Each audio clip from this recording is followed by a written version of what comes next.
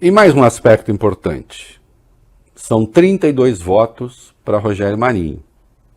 E muita gente diz, eu cansei de ler coisas dizendo, olha aqui, agora eles têm a chance de pedir instalação de CPI e vão perseguir o governo Lula com CPI. Bom, primeiro que CPI tem que ter fato determinado. CPI sobre o quê?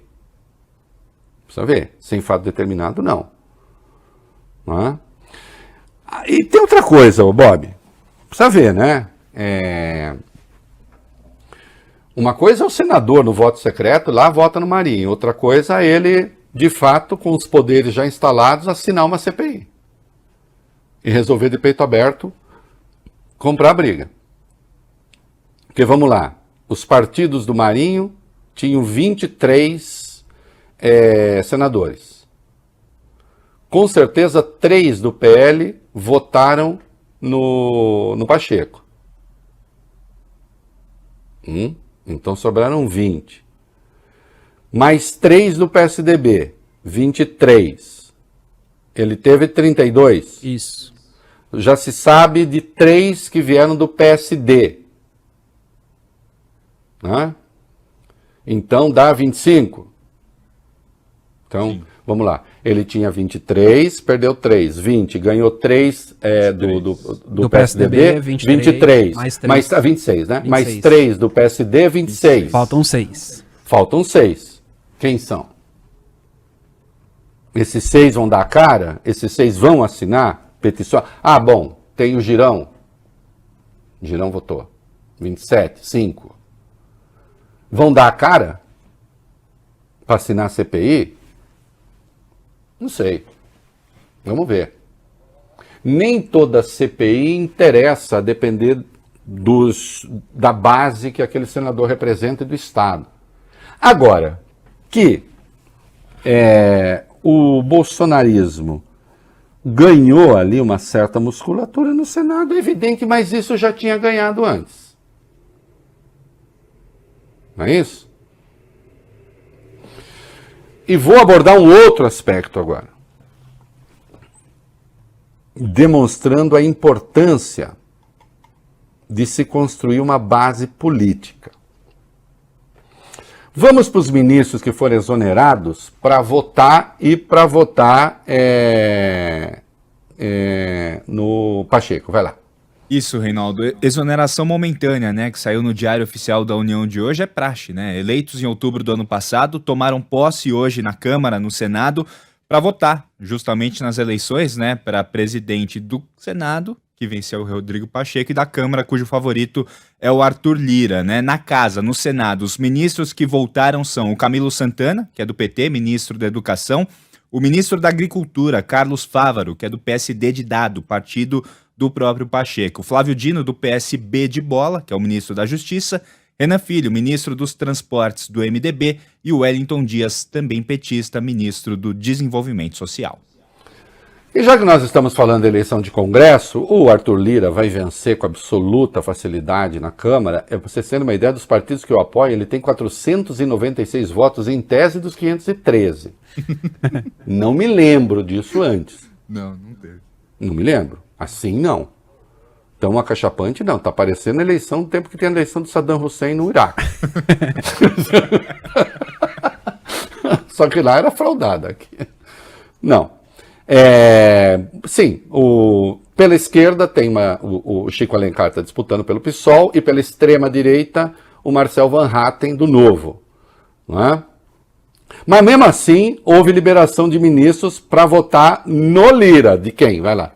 Alexandre Padilha, do PT, ministro da Secretaria de Relações Institucionais, Daniela Carneiro, Daniela do Vaguinho, do União Brasil, ministra do Turismo, Juscelino Filho, também do União Brasil, ministro das Comunicações, do PT ainda, Luiz Marinho, ministro do Trabalho, Paulo Pimenta, ministro da Secretaria de Comunicação, e Paulo Teixeira, ministro do Desenvolvimento Agrário.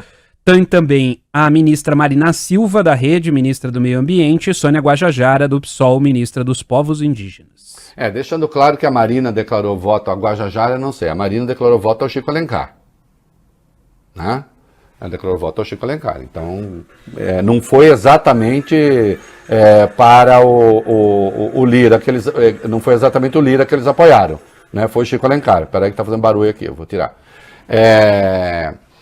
Agora, de qualquer modo, o governo constituiu aí uma base bastante sólida e... Eita! Caramba! Que coisa, que inferno.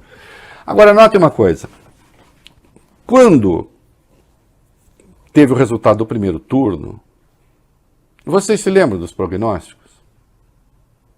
Vocês se lembram do... Quantos textos vocês leram nos jornais dizendo Lula não governa? Sim. Lula não governa. Não vai governar. Não vai governar porque não vai conseguir na Câmara, vai ser um desastre para ele na Câmara, não vai conseguir. Não vai conseguir governar porque o Senado não vai deixar, porque também o Senado, um dos mais reacionários da história, acho que é o mais reacionário da história, se considerar o conjunto. Né? E, no entanto, há hoje um aliado de Lula na presidência da Câmara, mesmo sendo Lira, e há um aliado efetivo do governo na presidência do Senado, que é o Rodrigo Pacheco, que não significa subserviência. O PT, como partido, trabalhou pela eleição dos dois. E fez muito bem. Porque a eleição, veja só, isso que aconteceu no Senado dá uma medida da catástrofe que poderia ter sido caso o Lula se negasse a negociar. Então, mesmo conversando com todas as forças, notem que o bolsonarismo se insinuou ali no Senado e chegou num dado momento a preocupar. Sim. 32 votos eles tiveram? Isso. Faltaram 9.